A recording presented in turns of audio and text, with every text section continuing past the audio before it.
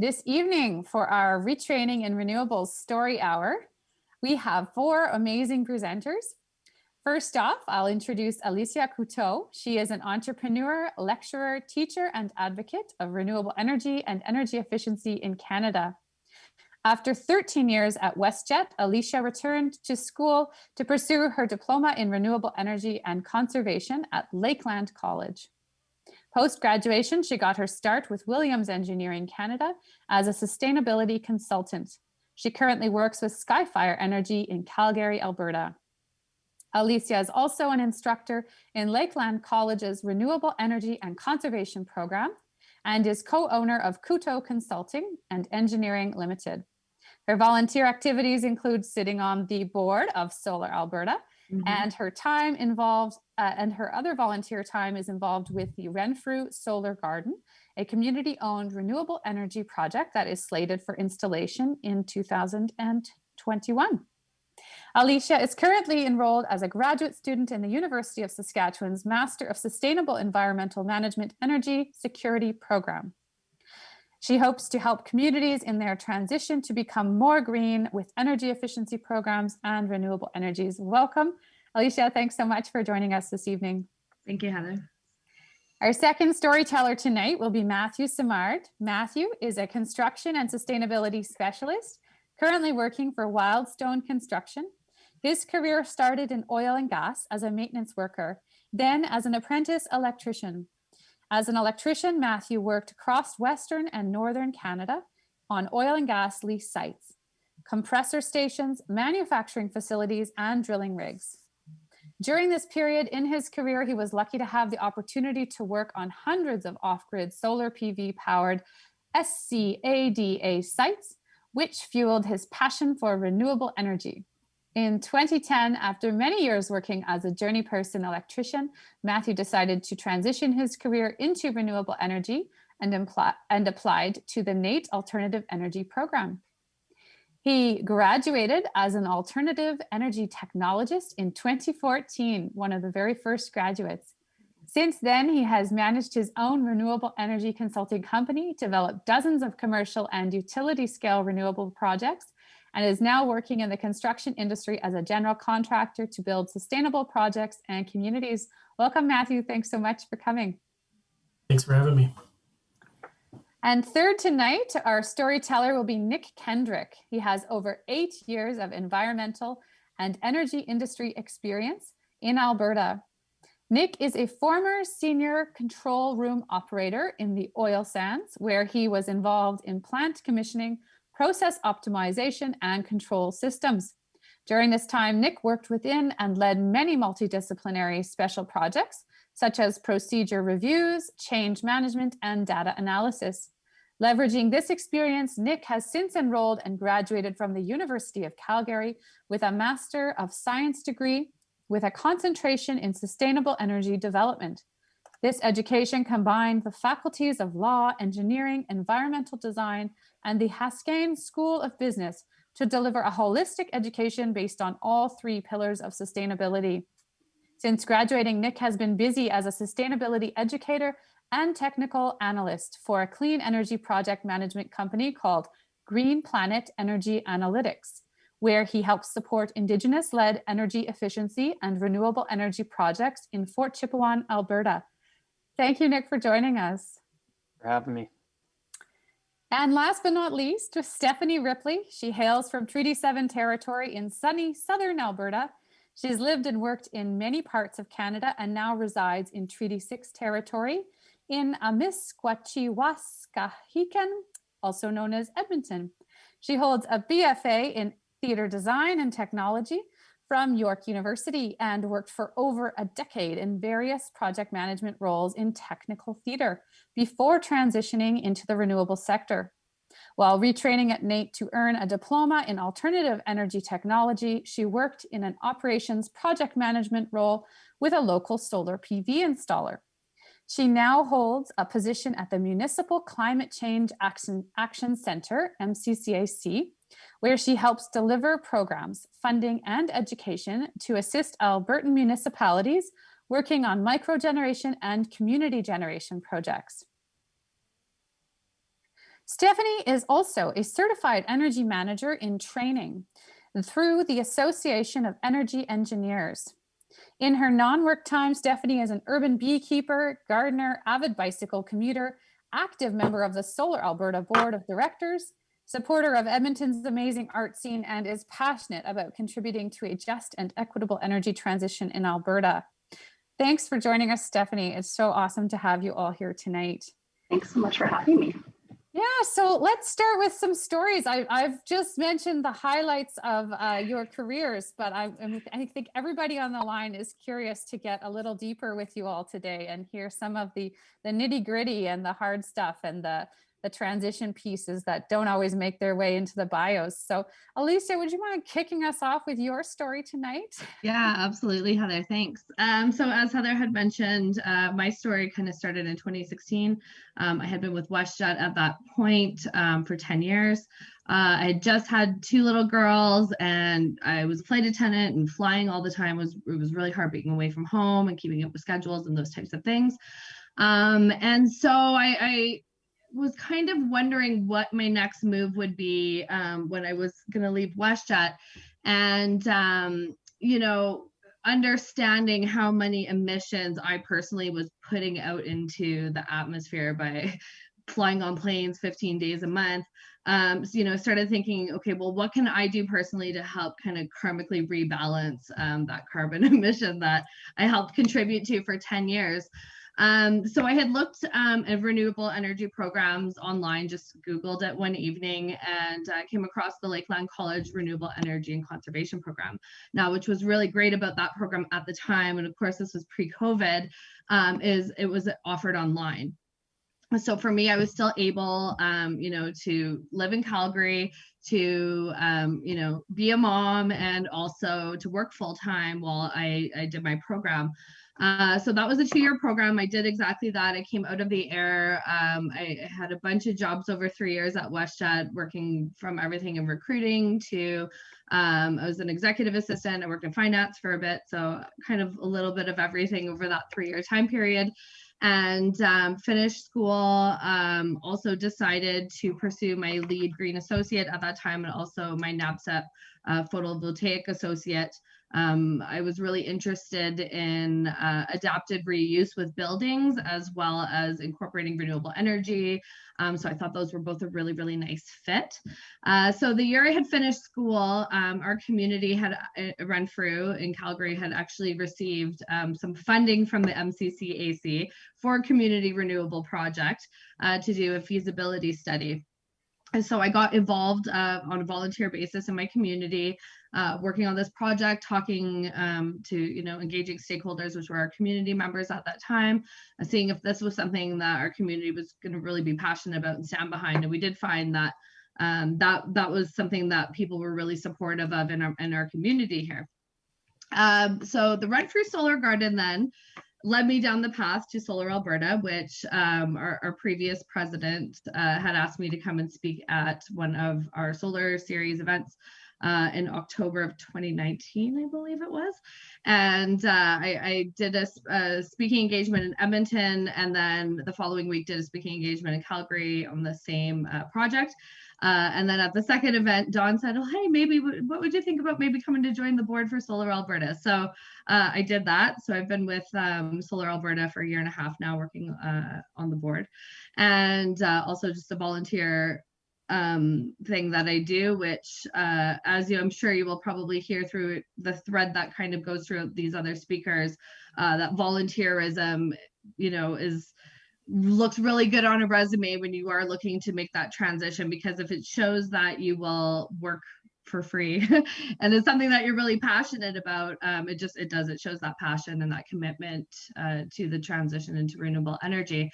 So after joining CISA in September-October 2019, I moved over to Williams Engineering as a sustainability consultant in November of that year. Was really excited about, starting my new career and starting this new transition, and then COVID hit. So of course, with COVID hitting, that kind of, obviously ended up in a layoff situation, which is understandable with the climate we were in. And I kind of sat home for 6 months being like, man, I just did all, I was raising the ladder and I was climbing it and it was happening. And then all of a sudden everything kind of fell apart. But I wasn't going to let that deter me. And I was looking at other opportunities that I could maybe continue schooling, or I wasn't quite sure what I was going to do. So I applied for the University of Saskatchewan's Master's in Sustainability program in July last summer. And then in August, began the job search again, and Skyfire Energy was hiring, and I was very passionate about that company. I actually wrote a paper on them when I was at Lakeland College. So I was very familiar with the company, their history, and kind of all the wonderful things they had done. So I had applied with Skyfire Energy, was lucky enough to get a job with them last August. And so when I came on with Skyfire, I started in their kind of human resources department, working in recruiting and doing some hiring stuff, because I had some transferable skills from WestJet when I was at recruiting.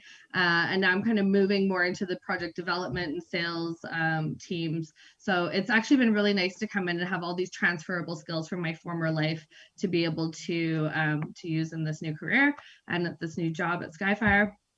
So that's kind of my story. That kind of brings us up to today. And and then I found out I actually got into my program as well. So I got my new job in August, and then 2 weeks later, I found out I was accepted into the master's program.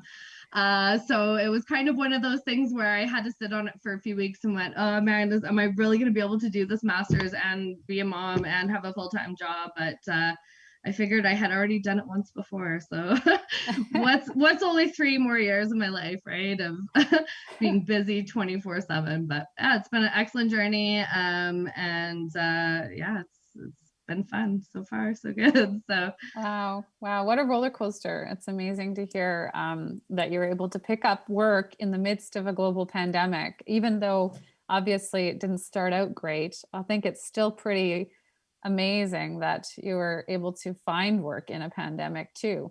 Yeah, I definitely consider myself one of the lucky ones for sure. Yeah, but it's also a good sector, I think, if that's possible. Hey, yeah. Well, thank absolutely. you, Alicia. And Matthew, your story is a little different. Would you mind sharing that with us now? Yeah, sure, Heather. And it sounds like a amazing background, Alicia. And I echo that. One of the great things about renewable energy is it's just, it's picking up so exponentially right now that even in a pandemic, we're searching for people to join the industry. But, my background really isn't, I started not unlike probably a lot of people that are here today. Like 14 years old, living in a small town in Alberta. Wanted to make some money and got into oil and gas. So I worked for a downhole drilling tool company. Worked there for, I don't know, 3 or 4 years, just cleaning tools with Varsol every day. And from there, kind of worked my way into general oil field maintenance on lease sites, and thought that was great. And one day I was working and saw an electrician come out, and I thought, man, that guy worked way less hard than I did that day, and probably is getting paid a heck of a lot more. And really started looking into the electrical trade, and found it was a really good fit just for what I was interested in. Like I always loved electronics and things like that, and so. I was lucky enough to join oil and gas electrical company not too long after as an apprentice. Worked on a lot of oil and gas sites, a lot of compressor stations, that kind of stuff. New construction, and then some maintenance as well. So really diverse, which was great. Did that for quite a while, and then went up to Fort McMurray for about a year and a bit, and worked at Senior Horizon for a while when that site was getting built. So that was just another great it was a great experience for me. I got to learn a lot about fire alarm systems and just working on bigger sites like that, which was fantastic. And then from there I joined the drilling industry as well. So got into to oil and gas drilling, which was really cool, because that's really what started my interest in power generation, really, because you go into one of those drilling rigs and they've got enough localized power generation that's you could power a small a small city. So it was pretty neat to get that experience, and did that for quite a few years. And as I was working in oil and gas as well, I was lucky enough to work on a lot of SCADA sites as well, which were really off grid, like solar powered sites essentially. So that would have been in the early or the late, I don't know, probably 2000.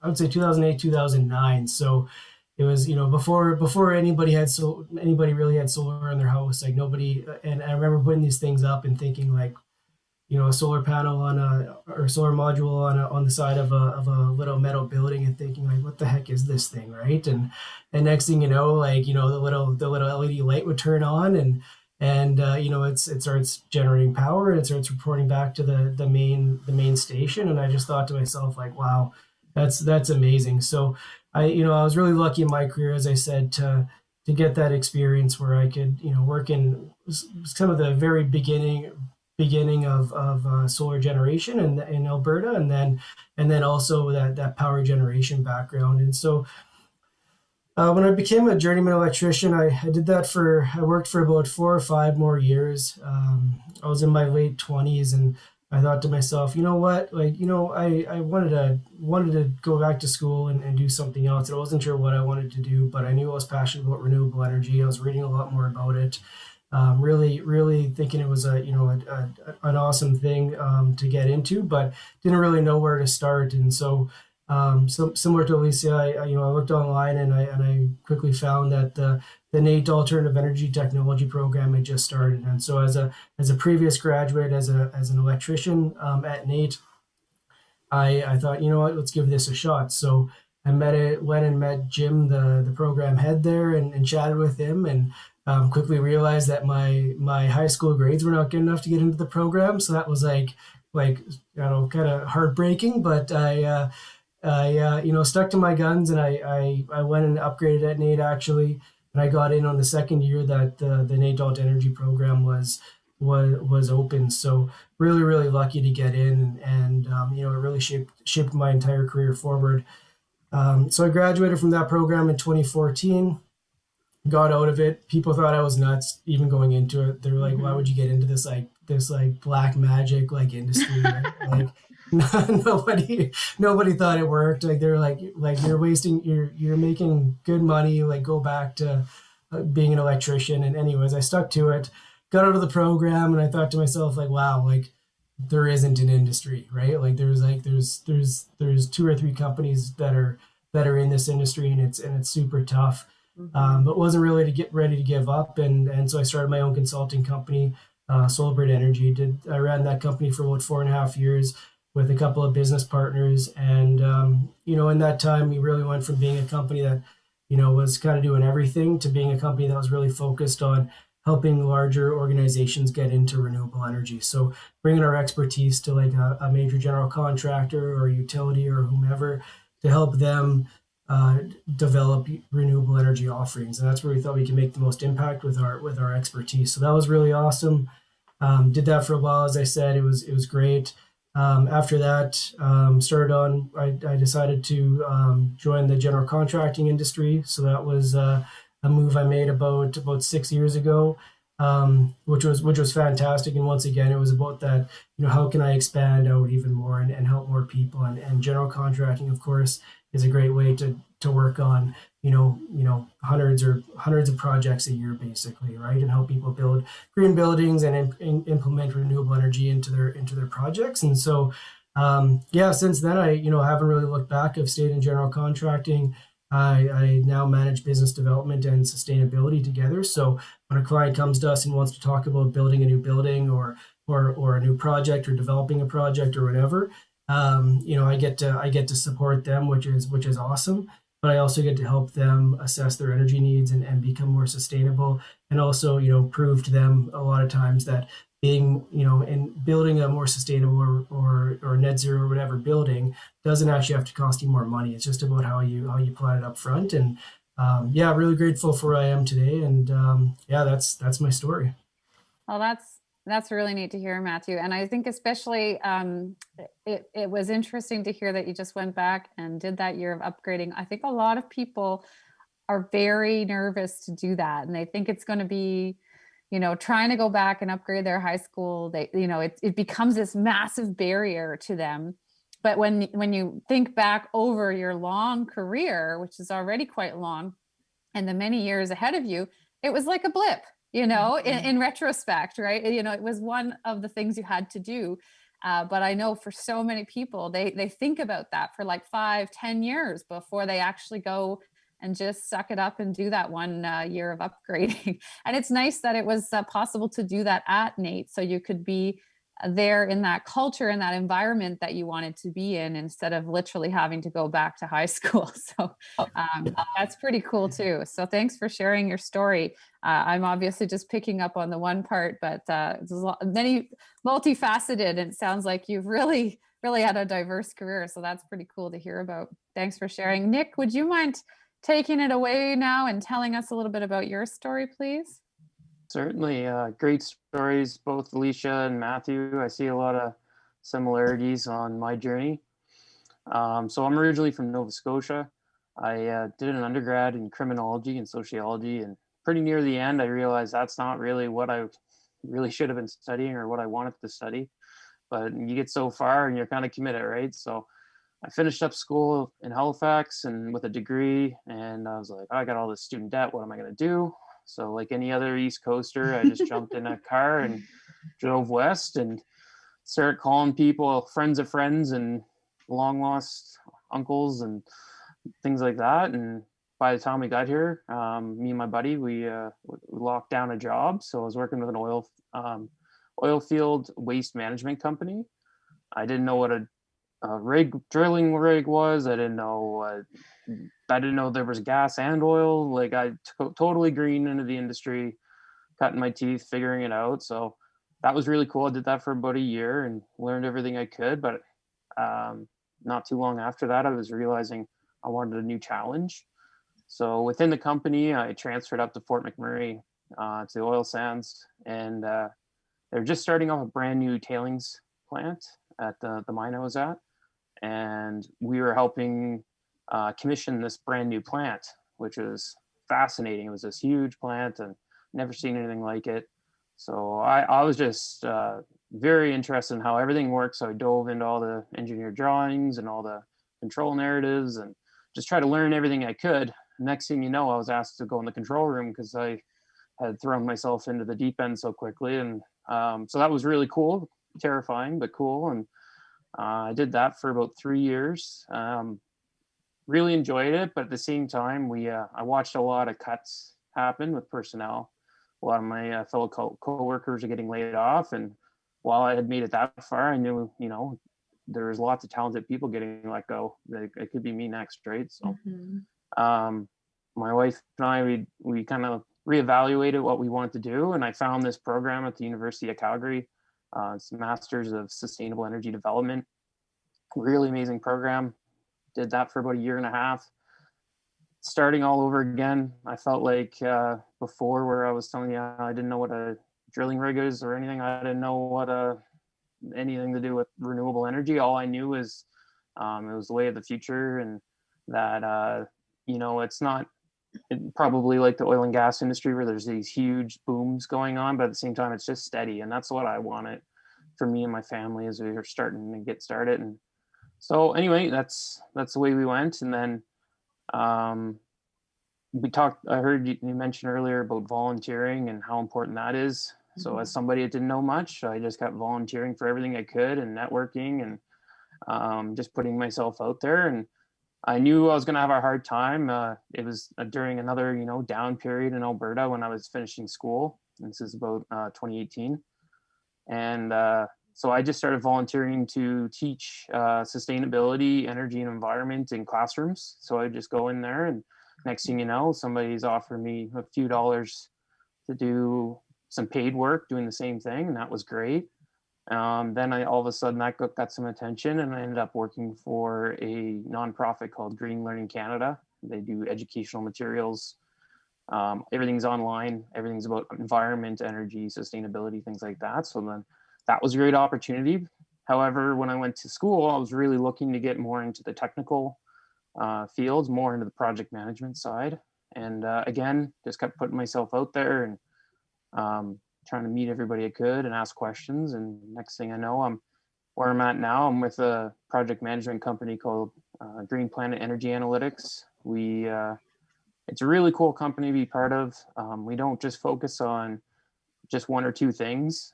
There's everything from solar to biomass to energy efficiency to sustainable food production. We're doing all kinds of stuff like that, and it's all in. Most of our work is in Fort Chipewyan, northern isolated community, Indigenous community, and they're leading the way. To be honest, they're totally changing everything up, and it's a little bit out of necessity. The only access is through winter road, and that winter road is having a shorter year every year, so it's harder for them to get their fuel up into the community. So they're finding ways to invest in green energy and also help their community become more resilient as climate change affects things. So that's it for me. Wow, awesome, Nick. It's interesting to hear that you stayed after, because I think coming out west and then choosing to stay and find a new path here instead of leaving, glad you chose to stay, because I think a lot of people would pack it up. So appreciate you sticking around and sparking the revolution. Mm-hmm. So Steph, how about if you finish off our story time and then we'll do our Q&A once you're done telling your story. Sure. Yeah, I will. Those are some hard stories to follow. And Nick, I want to mention too that Nova Scotia is doing some amazing things right now on the energy efficiency and renewable energy front. I keep looking at their policies and I'm like, oh, I want to go. So good on you for staying.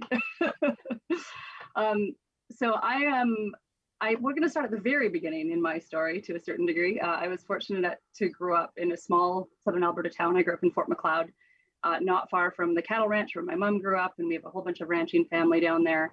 But environmental stewardship was always something that was really important in my family. It was very valued. It was just expected that was how we would exist in the world. We gardened, we composted, we reused everything. If anybody has grown up in a farm family, you know that you keep because it could be useful. We recycled, we were those weird people that rode our bikes year round in town. Every month of the year, I have so many stories of wiping out on the ice with my saxophone under my arm on my way to school. So, but I also grew up in a town that had an incredible historic vaudeville theater in it. And I grew up working and volunteering there. And so I fell in love with the passion and the creative problem solving that went into creating theater. It was amazing. It's like this, you just have to figure out how to do all of these magical things with zero money and zero time. But they end up being these amazing things that tell stories. And so despite my parents' best efforts to encourage me to pursue a stable and lucrative career, I started out I started out at school, at university, taking French education to be a teacher, and at their guidance. And I ended up switching fairly quickly into theater design and technology. Well, I went into acting first and then into theater design and technology because I realized I really liked the hands-on building aspect of it. And I moved to Toronto and I went to York University and ended up doing, took me 6 years to earn my fine arts degree, as I switched so many times to start with. But so I have a Bachelor of Fine Arts honors in theater design and technology from York University. And that launched me into a really successful career where I worked at theaters all across the country. So I worked in Toronto for almost 10 years, and I was in Gananoque for a little bit. And I was actually out in PEI for a year right before I transitioned.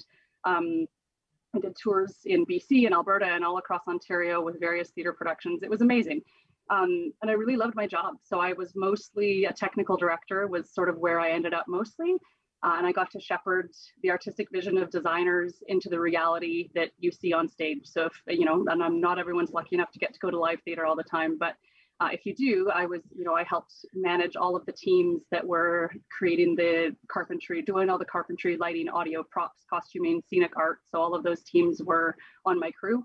I created CAD construction drawings for the scene shops. So was doing, computer automated drafting all the time, something that came in very handy when I did a reno of my house and got to do all my own drawings and showed up at the permitting department and they were like, who drew these? Because they were not totally normal. Because I drew them how I would draw theater stuff. So but they were good enough to get me a permit, so that was great. And I got to help sort of, create the world that stories got told in, and got to figure out how to use everyday objects that you could find at the hardware store to do things that they really weren't meant to do, and create special effects on stage. And I got to work through that whole time with some of the kindest, funniest, most talented and passionate people that I think I'll ever meet, realistically. The hours were long and inconsistent, and the pay was terrible. But that moment when you're sitting in an audience on opening night, where it's the first time that anyone else has seen the show, and the audience gasps at a piece of onstage magic that you got to help create, or a scene you'd seen 100 times still is making you laugh, either from sadness or sorry, pardon me, making you cry, either with sadness or laughter.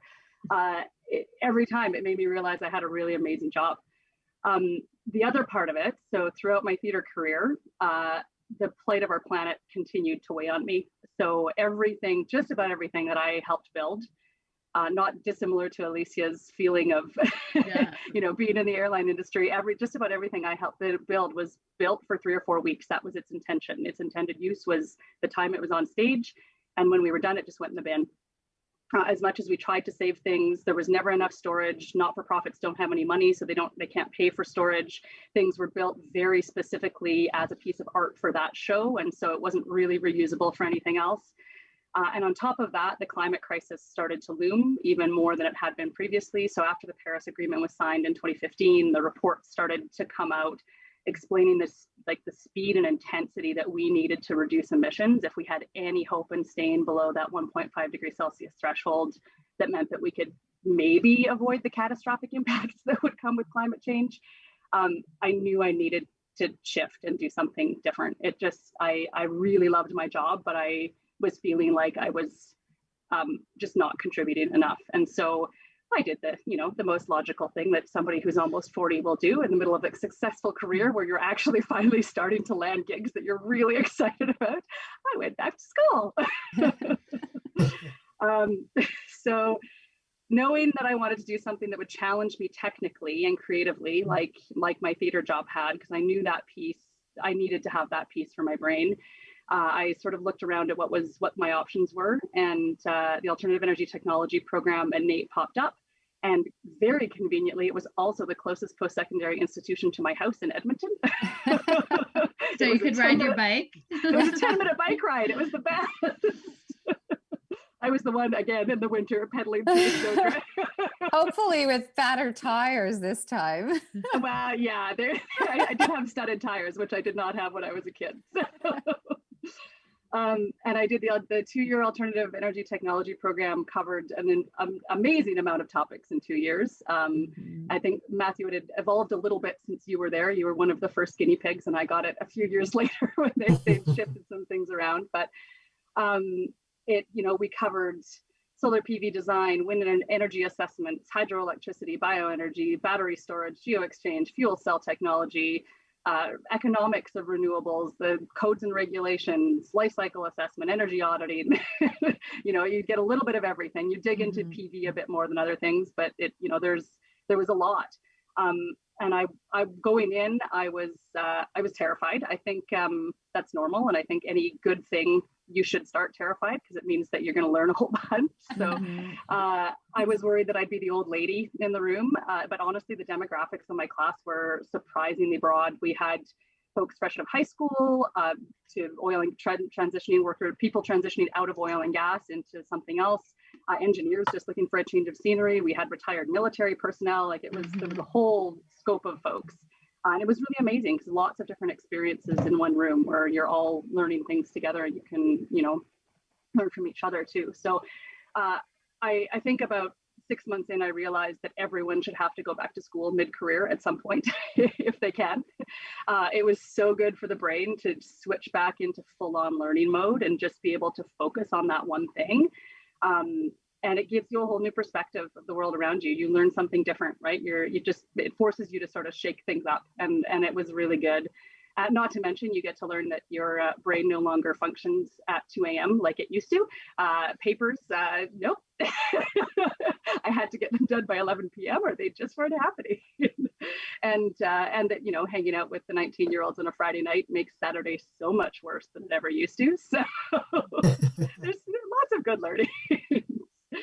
And yeah, I came out of the NAIT program feeling like I had the knowledge base that I needed to effectively transition into something new and feel reasonably confident that I had the knowledge I needed.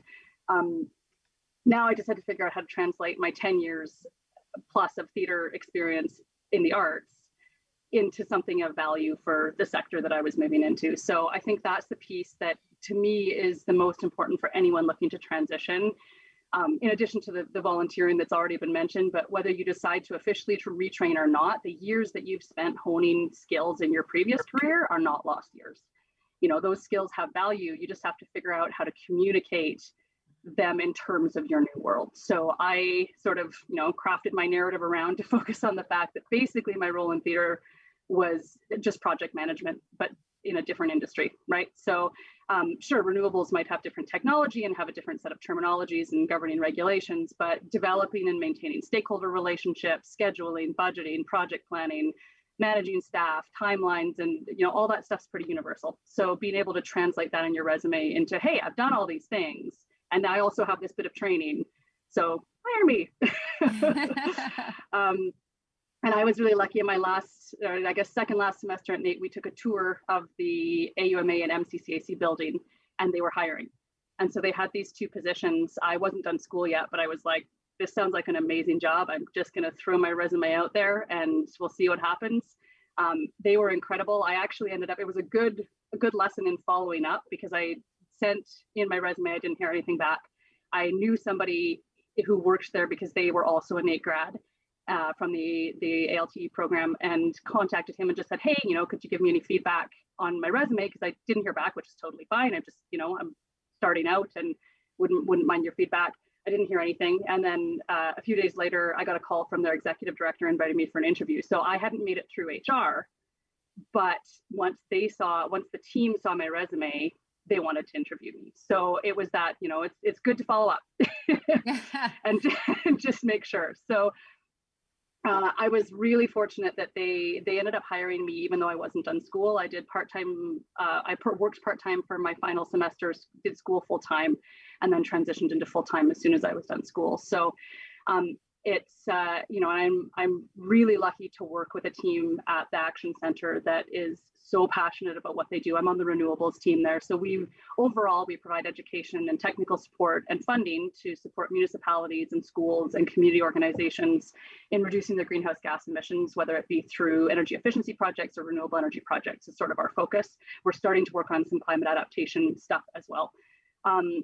And honestly, the best thing about my current job is that I feel like I've landed in this jackpot scenario where I'm still learning every single day, right? I'm using the skills that I learned at school and that, you know, I'm feeling pretty confident about, but I have this amazing connection to every single corner of the province through the municipalities that we work with and the projects they're working on.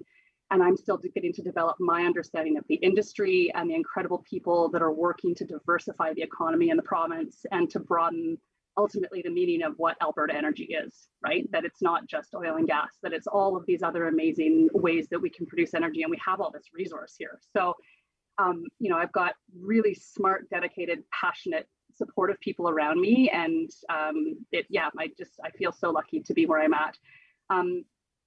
And ultimately, you know, we're learning about the policy mechanisms that support an effective and growing industry, the barriers that projects are facing, and the incredible desire that exists at the local level, in particular in Alberta and many parts of the province, to be part of that transition to the low carbon economy. So, you know, you hear stories on the national level, I think that sort of put us in one place, but the reality of what's happening at the local level in Alberta is often quite different, which is really hopeful to see in my job. So, you know, sure, there's lots of days where I miss an office where Happy Birthday is always sung in 4-part harmony.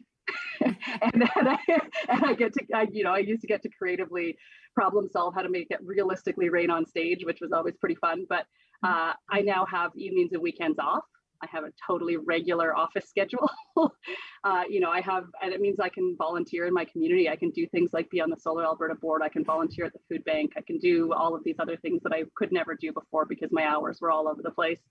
I don't miss very many family functions, which I used to do all the time because I was working. I'm no longer being underpaid for the work that I'm doing. As much as I love theater, it underpays just about everybody. I think most of the arts do. And I'm doing, I feel at least now that I'm doing what I can to be part of the solution to the climate crisis. So it feels better. It's still terrifying, but it feels better.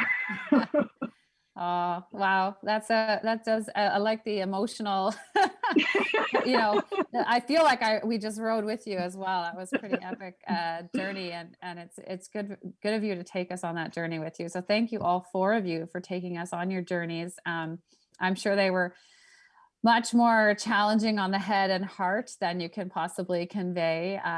I know after almost every one of our Solar Alberta sessions, I get messages from people who are mid-career on LinkedIn saying, I'm thinking of retraining. And most of the people I hear from actually look considerably older than the four of you. So I think even though, you guys felt like you were mid-career, I mean, there are people in their 50s and 60s having to contemplate this transition right now. Absolutely. And how much more terrifying must it be, for them to think that way about a shift in career at that late stage. So it's good to hear that you've come out on the other side and that it's been all right.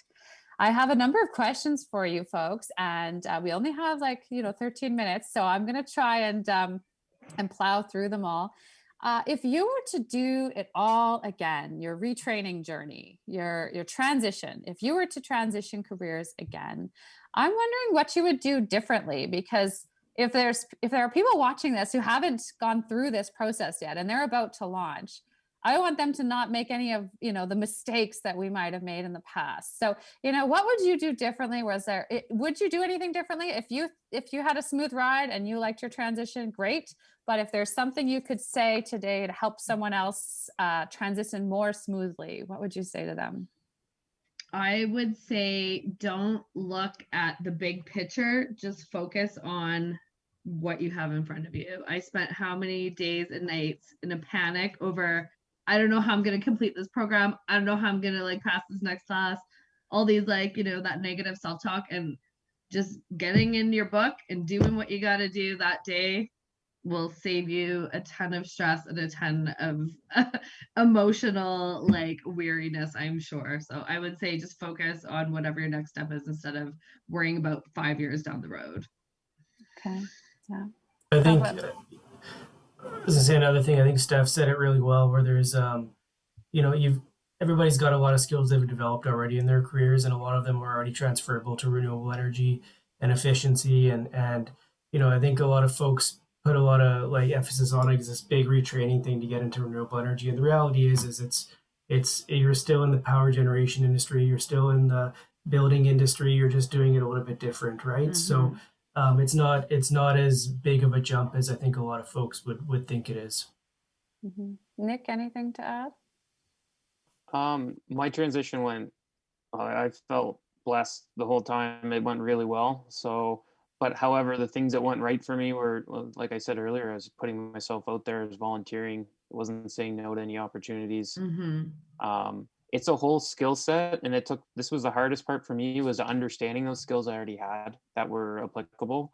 I know it's easy for us just to say that, but it's challenging. A lot of self-reflection and self-awareness goes into it. I don't think you can just sit down and write a resume like that. It's going to take a little bit of time and some critical thinking, I think, but it's probably the most important part.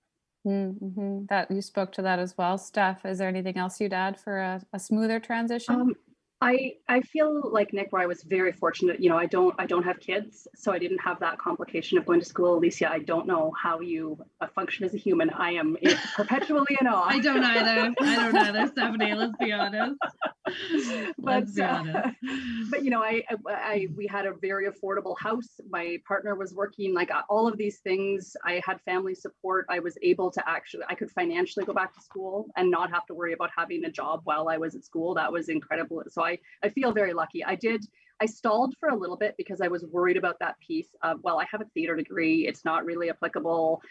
I have all the prereqs technically from high school, but that was, 18 years ago. I'm not going to remember any of it. I thought about going back and taking them again before getting into school, because I was like, yeah, I technically have them, but I didn't even remember that I'd taken Chem 30. I was just like, oh, okay, cool. So glad past me did that. Yeah. But I ultimately decided to not, and I talked to the head of the program, and he'd suggested that maybe I do a little bit of upgrading without knowing, any of my previous experience, but I didn't. And I'm so glad that I didn't, because it totally wasn't necessary. The first semester of the program, they actually did a really great job of sort of refreshing for the folks that were like us. There was a chemistry class, there was a physics class, the things that you really needed to know, they brought you up to speed. And so I was like, oh, great. I learned that I had learned things in an entirely different method than most of the students that were 19, right? They changed the whole school system in the time since I had graduated high school. I was like, oh, that's how you learned that. Yeah, that's not how I learned that. So, you got to get up to speed a little bit on things. So I think just trust that you're capable, and it's terrifying, but your brain can do it. You gotta get over that imposter syndrome. Totally. You have to kind of assume that you can. I have a question here for you all. What advice do you have for someone looking for employment in renewables, soon to be graduating, and who doesn't know where to look, doesn't comprehend that notion of networking? So where would you send them to start their networking and employment search journey? It's really hard during COVID. Yeah, that's true. But yeah, I would say, as soon as things it's tough right now, because I went to things like green drinks and solar drinks and the Solar Alberta seminars, and, they have these networking events that you could show up at and talk to people. Just kind of being aware that those are happening. But outside of that, even, depending on if you're focused on renewables or if energy efficiency is interesting, you can look at, have a look at the funding programs that are coming out too from the provincial and federal governments. And that will tell you to a certain degree where some of the jobs are going to be. So things like, there's a bunch of rebate programs right now that require an energy audit in order for the rebate to be delivered. So if you're interested in energy efficiency, it's worth getting your NRChem certified energy advisor ticket, and then talking to the companies that are on those lists and being like, hey, I have this certification, because they're going to need people. That kind of signals where some of the work is going to be. So things like paying attention to those things are helpful. I don't know. I'm sure other folks have some suggestions too. Yeah, that's a great suggestion, Stephanie. Absolutely. I would say apply for everything. Even when I applied at Skyfire, I applied for a different role. I ended up getting offered. So you never know. Sometimes even companies might be looking for one thing and they don't actually have something posted, or you never know. You never know. Just like Stephanie said, following up with somebody, you never know. So I would say apply for everything would be my suggestion. And I'm going to add to that, make sure you tailor your resume to the posting that you're applying for, because just throwing out a general resume is not going to help your cause. They want to know you've read their post.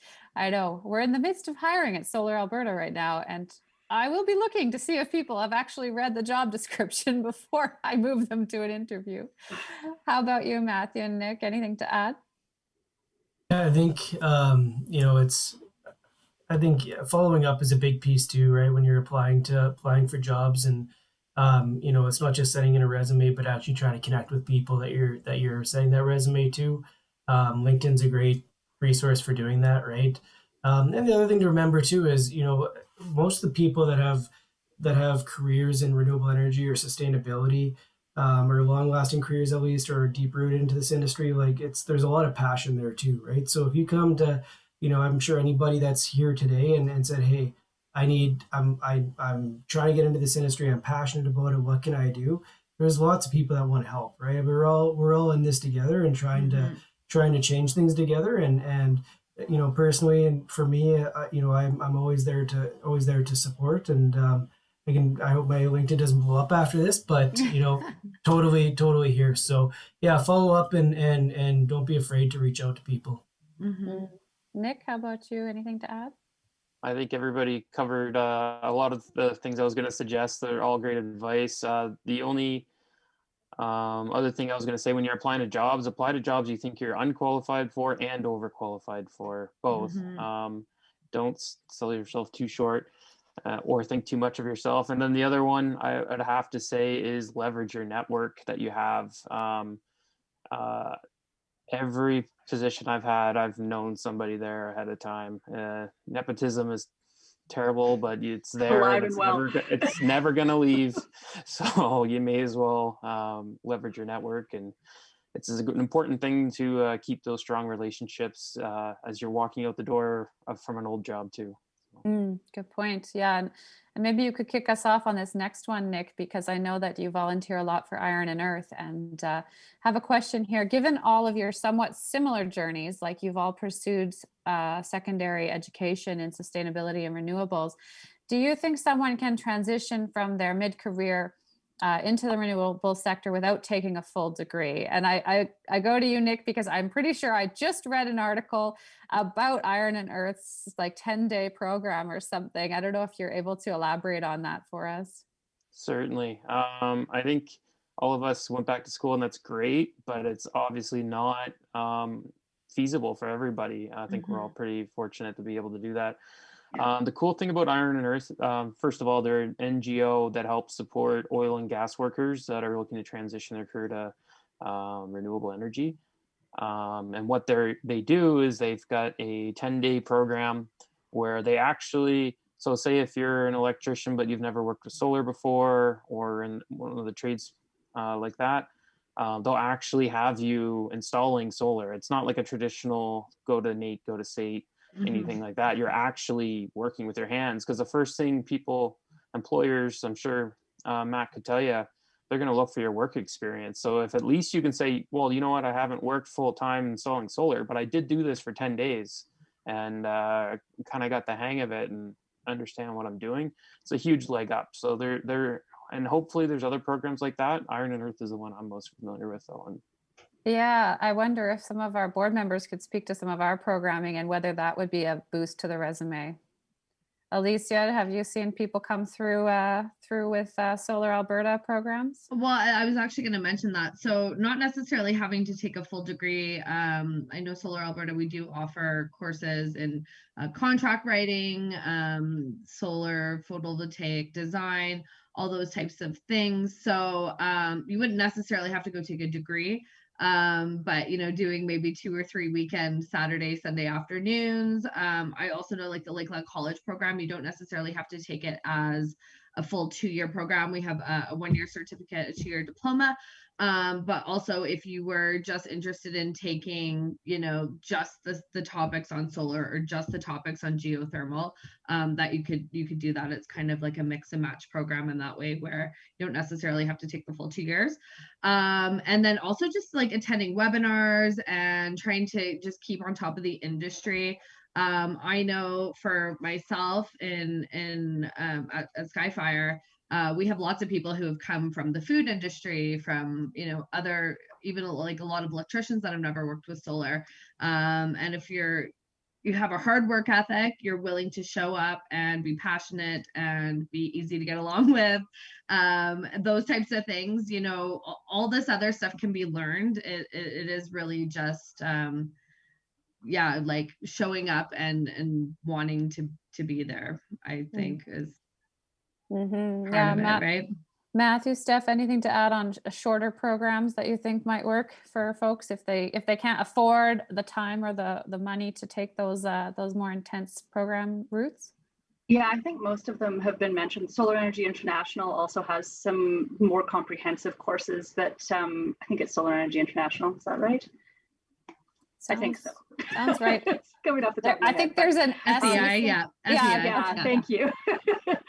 So they have quite a few courses, and the bonus with COVID is that they're now just about all on. They are doing online offerings, so you can do some of those if it's specific to solar PV you're looking for.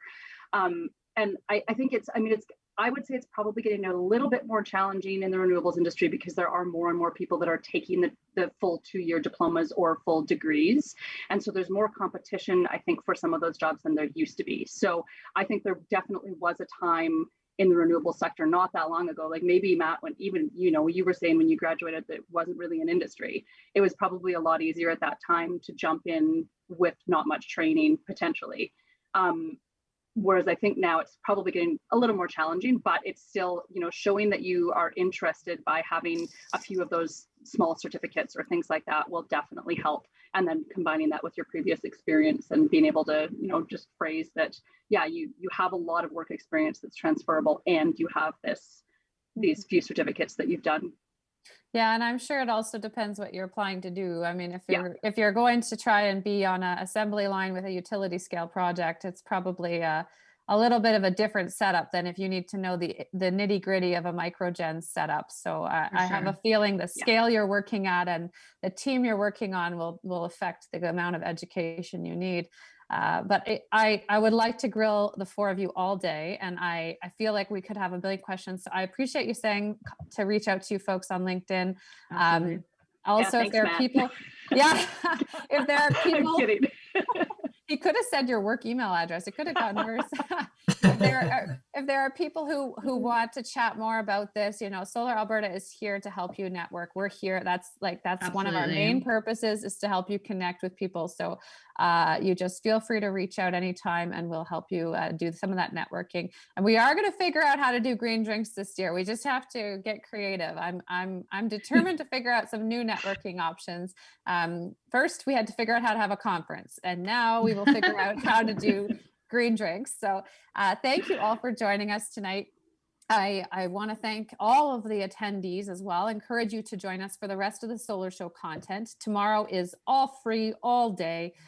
You can come join us from 10:30 is our welcoming remarks. We have 3 phenomenal keynote speakers tomorrow, as well as we're going to hear from our primary sponsor over our Lunch and Learn, the City of Edmonton Change for Climate. And so it's going to be an amazing day. And if you're looking to get a career in this sector, I mean, coming for all the free content tomorrow, it doesn't get much easier than that as an entry point. So please do come. All the important announcements throughout this event will be posted in the lobby of our conferencing software for you to review. Don't forget to check the networking opportunities on the conferencing platform. You can go and harass all these people right on there. You can send people private messages. And the exhibitor booths in our trade show as well. I noticed some of our exhibitors are sending private messages to attendees. So if you want to hit them up for jobs, feel free. You know, it can go both ways, right?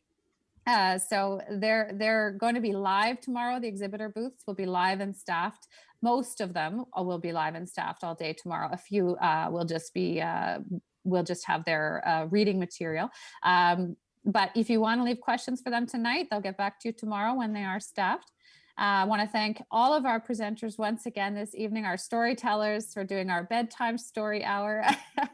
Hope you don't mind my little play there. I thought since you're the last event of the day, it made me think that this was a nice way to close things off. We're going to do close out the session tonight, but don't forget to join us tomorrow at 10:30, clicking on your next session in the platform. Thank you all. And in the meantime, buy your 50/50. Steph is our fundraising gal. So. Yes, 50/50. Thanks. Good night, everyone. Good night.